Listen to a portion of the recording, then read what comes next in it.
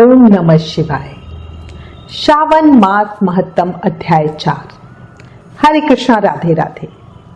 श्रावण मास महत्तम के अध्याय 3 में भगवान शिव ब्रह्मा पुत्र सनत कुमार को श्रावण महाव्रत तथा भगवान शिव की लक्ष्य पूजा का वर्णन कर रहे थे। आज इस अध्याय में धारणा पारणा व्रत, मासोपवास व्रत और रुद्रवर्ती व्रत आदि की विधि के साथ वैश्या सुगंधा की कथा सुनेंगे और जानेंगे कि महापापी वैश्या शिवलिंग में विलीन कैसे हो गई। शुरू करते हैं। भगवान सदाशिव ने श्री सनत कुमार जी से कहा, हे सनत कुमार, हे ब्रह्मा पुत्र, अब मैं तुम्हें धारण पारण व्रत का वर्णन करूंगा। तुम ध्यान पूर्वक सुनो। प्रतिपदा के दिन से आरंभ करके सर्वप्रथम पुण्य आवाचन कराना चाहिए। इसके बाद मेरी प्रसन्नता के लिए धारण पारण व्रत का संकल्प करना चाहिए। एक दिन व्रत धारण करें और दूसरे दिन व्रत का पारण करें। धारण में उपवास तथा पारण में भोजन होता है। श्रावण मास के समाप्त होने पर सबसे पहले पुण्य आवाचन और कीर्तन कराना चाहिए। इसके बाद हे मानद आचार्य तथा अन्य ब्राह्मणों का वरण करना चाहिए। तत्पश्चात पार्वती तथा शिव की स्वर्ण निर्मित प्रतिमा को जल से भरे हुए कुंभ पर स्थापित करना चाहिए। फिर रात भर भक्ति द्वारा अर्चना करनी चाहिए। रात को शिव महापुराण का श्रवण कीर्तन आदि करते हुए जागरण करना चाहिए। अगले दिन स्नान व दैनिक कार्यों से निवृत्त होकर हवन करना चाहिए। हवन में त्र्यंबकम यजामहे मंत्र का जाप करते हुए तिल और चावल से आहुति देनी चाहिए। वाम देवास विद्महे महादेवाय धीमहि तन्ना रुद्र प्रचोदयात्। इस मंत्र का उच्चारण करते हुए चावल और घी से आहुति दे। खीर की आहुति देते समय ओम नमः शिवाय मंत्र का उच्चारण करें। तत्पश्चात पूर्ण आहुति देकर बाकी के कार्यों को पूरा करना चाहिए। इसके बाद में ब्राह्मणों को भोजन कराना चाहिए तथा साथ ही आचार्य की पूजा करनी चाहिए। भगवान शिव बोले, हे मुनि श्रेष्ठ, इस ढंग से व्रत करने से प्राणी अनेक पापों सहित ब्रह्म हत्या आदि पातकों से भी मुक्त हो अंत में सद्गति पाता है। इसमें कोई भी संदेह नहीं है। अतएव इस महाव्रत को अवश्य करना चाहिए। शिव बोले, हे सनत कुमार, अब मैं तुम्हें इस श्रावण मास में किए जाने वाले व्रत की विधि कहता हूँ। आप ध्यान पूर्वक सुने। प्रतिपदा के दिन प्रातःकाल इस व्रत का संकल्प करें। स्त्री हो या पुरुष मन तथा इंद्रियों को नियंत्रित करके इस व्रत को करें। इस व्रत को करने के लिए ब्रह्मचार्य व्रत धारण करते हुए व्रत का संकल्प लेना चाहिए। अमावस्या तिथि को मनुष्यों को वृषभ ध्वज धारण किए हुए शिव का षोडशोपचार से पूजन करना चाहिए। तदनंतर अपनी सामर्थ्य के अनुसार वस्त्र तथा अलंकार आदि से ब्राह्मणों का पूजन करें, उन्हें भोजन कराएं तथा प्रणाम करके विदा करें। इस प्रकार से किया गया मास उपवास व्रत मेरी प्रसन्नता कराने वाला होता है। रुद्रवती विधि में संख्या 1,00,000 होनी चाहिए। साधारण रुई से 11-11 बत्तियां बनाएं। यह बत्तियां मेरी प्रियता के कारण रुद्रवर्ती कहलाती हैं। श्रावण मास के प्रथम दिन ही संकल्प करें और कहें, श्रावण मास में देवों के देव महादेव हैं। मैं भक्ति से उन गौरीश की 1,00,000 बत्तियों से आरती पूजा अर्चना करूंगी। यह संकल्प करने के पश्चात प्रतिदिन 1000 बत्ती द्वारा पूजन करना चाहिए। श्रावण मास समापन पर 1000 बत्ती से आरती करनी चाहिए या प्रतिदिन 3000 बत्तियों द्वारा आरती करनी चाहिए और अंतिम दिन 13,000 बत्तियों द्वारा आरती करनी चाहिए या एक ही दिन में 1,00,000 रुद्रवर्ती को प्रज्वलित करना चाहिए। यह बत्तियां मुझे अत्यधिक प्रिय हैं। इनको शुद्ध घी से सिंचित करना चाहिए।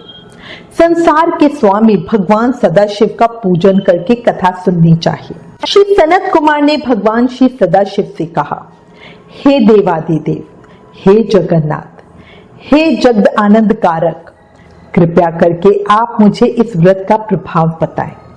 हे प्रभु, इस व्रत को सर्वप्रथम किसने किया तथा इसके उद्यापन में क्या विधि होती है?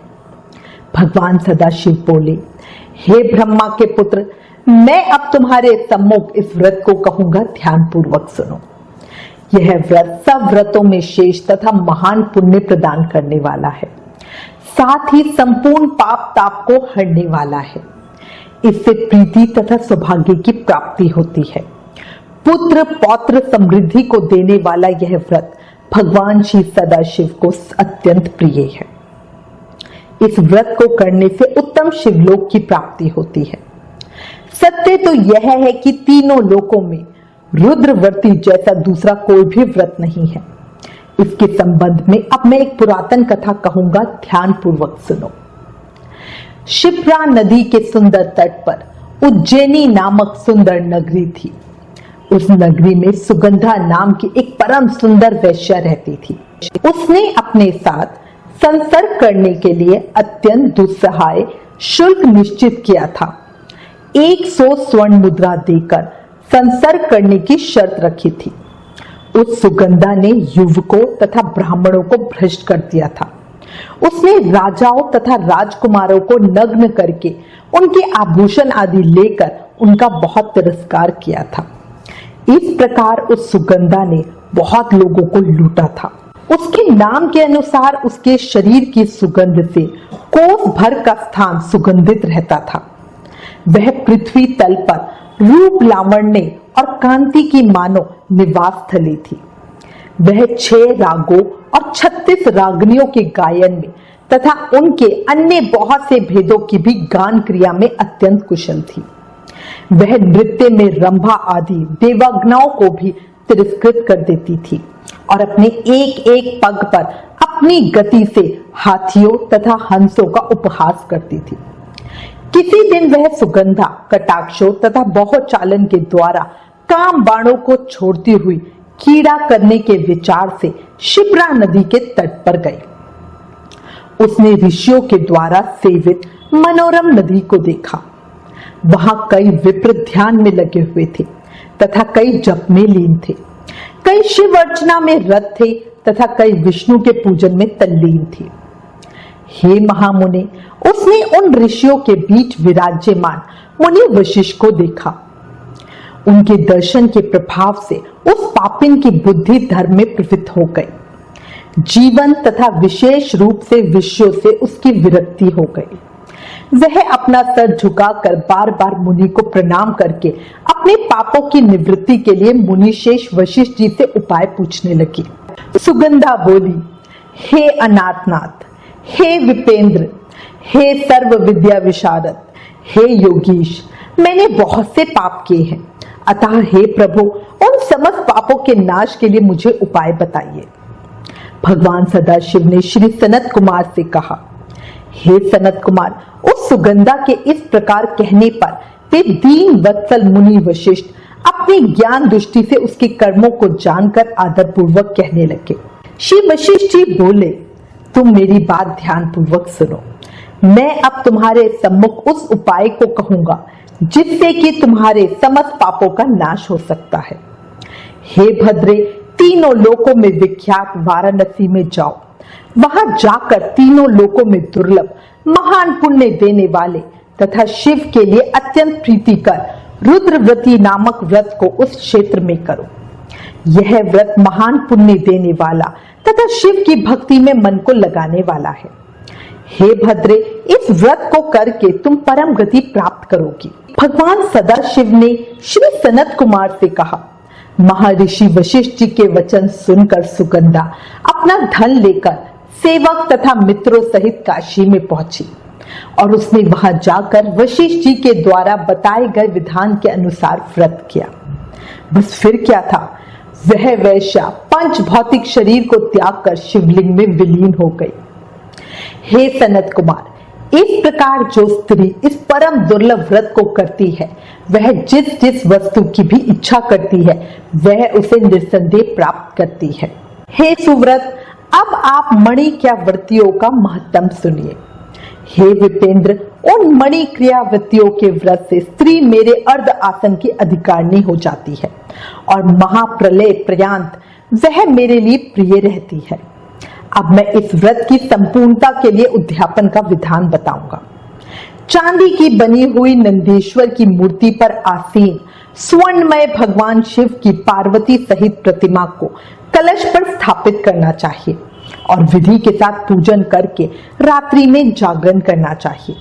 इसके बाद प्रातःकाल नदी में निर्मल जल में विधि पूर्वक स्नान करके 11 ब्राह्मणों सहित आचार्य का वरण करना चाहिए। तत्पश्चात रुद्र सूक्त से अथवा गायत्री से अथवा मूल मंत्र से घृत, खीर तथा बिल्व पत्रों का होम करना चाहिए। इसके बाद पूर्ण आहुति होम करके आचार्यों आदि की विधिवत पूजा करनी चाहिए तथा सपत्नी 11 उत्तम विप्रों को भोजन कराना चाहिए। हे सनत कुमार, जो स्त्री इस प्रकार से व्रत करती है, वह समस्त पापों से मुक्त हो जाती है। तत्पश्चात विधान पूर्वक कथा सुनकर स्थापित की गई समस्त सामग्री ब्राह्मण को दे देनी चाहिए। इससे निश्चित रूप से 1000 अश्वमेध यज्ञों का फल प्राप्त होता है। इस प्रकार श्री स्कंद पुराण के अंतर्गत ईश्वर और सनत कुमार संवाद में श्रावण मास महत्तम में धारणा पारणा मासोपवास रुद्रवृत्ति कथन नामक चौथा अध्याय संपूर्ण। शिव शंकर के पावन व्रत की विधि और महत्व सुनने मात्र से प्राणी का कल्याण होता है। इसलिए जोर से जयकारा लगाओ और बोलो जय शिव शंभू, ओम नमः शिवाय।